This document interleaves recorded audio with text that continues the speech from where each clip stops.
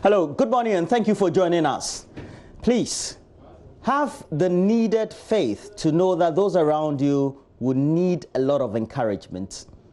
Most of the times, all of us, because of where we're located in Africa, in the tropics, we tend to experience illnesses that ultimately have a certain semblance to what the symptoms have been communicated to be for coronavirus. As a result of that, we've had all these nagging thoughts as to whether that cold I have, that headache, that fever could be what it is. Make sure that you get acquainted with what the symptoms are. The daily tips that we tend to give you right here on the show, please make sure that you watch them closely. You also listen attentively. I'm saying this because just over the last 12 hours, a friend called me and was a bit agitated. Agitated because, well, he wasn't feeling too well. And that nose block, that headache, that unwellness that he was feeling, he thought was close to what he had been reading to be the symptoms.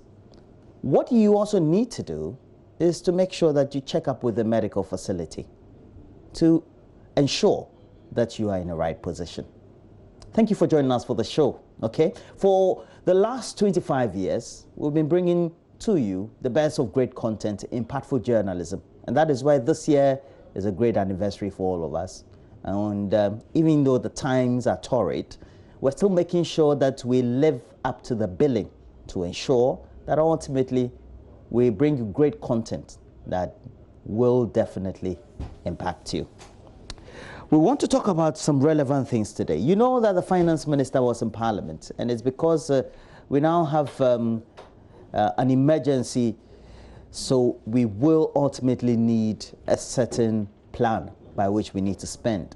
So the finance minister, Ken Ofori-Atta, is before Parliament to have a budget of some 1.2 billion Ghana cedis approved, and it's for a number of actions to ensure the next 3 months are well and good for the ordinary Ghanaian. We'll take a look at it. We'll have some critical analysis of what the contents of these line items for this 1.2 billion Ghana cedi is. Because for all the things that we have to do, the minority in Parliament has been raising questions. So we'll have a hand in it.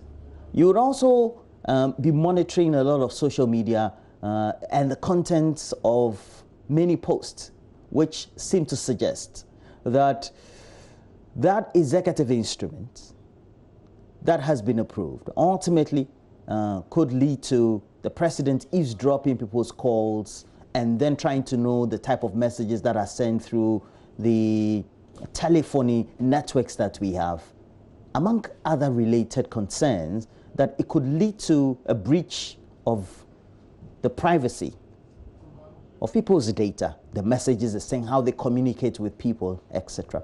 We want to have a comprehensive discussion on this. Are we using an emergency period to breach what people's privacy rules are, what also the Constitution and the laws of our country grants them? And so we'll have some discussion relatively on the subject. Mr. Martin Kpebu is a legal practitioner. He'll be joining us as well. And then also Maximus Ametogo is a known IT expert. So he'll be joining us as well. But look, the next 3 hours are for you. Myself and relatedly all the things that we need to talk about will be right here. And well, we've been sharing a lot of food, but this also has been formalized through state structures. But how is it being undertaken? We'll have a discussion with the National Disaster Management Organization.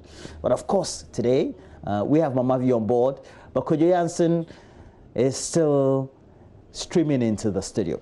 Kojo Jansen, good morning to you. How are you? Good morning to you, Daddy Roro.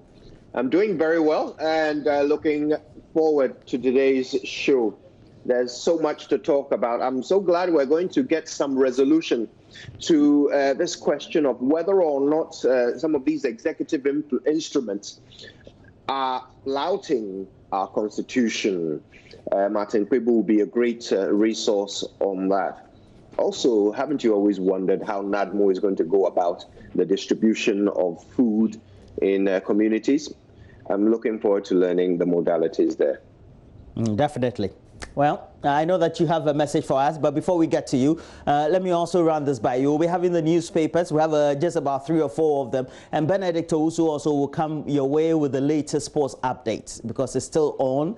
The discussions, even though the games are off the field, are still on through streaming on whether the connoisseurs and the administrators of the game, alongside many other games in sport, will continue.